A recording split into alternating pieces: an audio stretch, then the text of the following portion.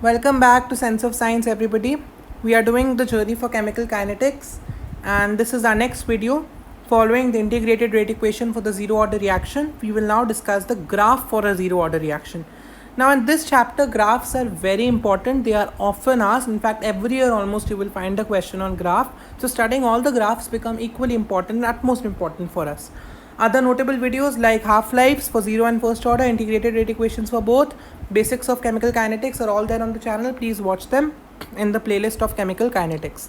Okay, let's understand. Now, before understanding this graph, you need to remember the integrated rate equation.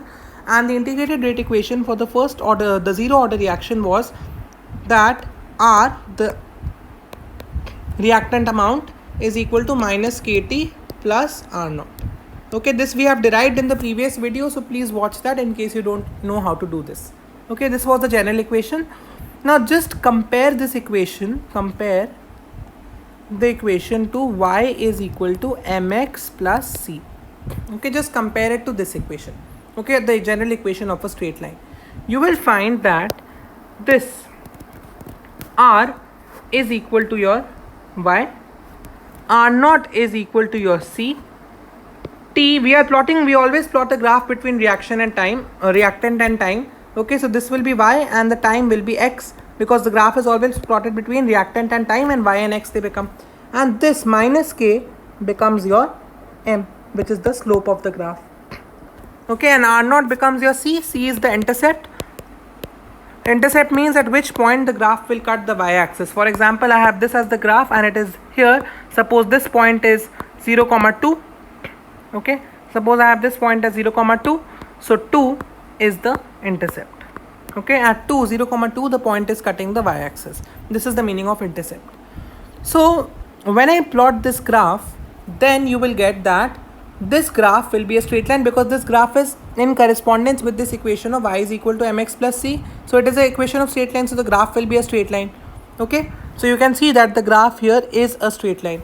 But why is the straight line decreasing? The simple logic is because the concentration of reactant will decrease in time, no? The reaction goes like this. That means the reactant transforms to product. That means reactant will decrease and product will increase. So that's why the straight line is there with a negative slope, because it is decreasing as the concentration of reactant is decreasing with passage of time. So what I get here is a straight line, okay?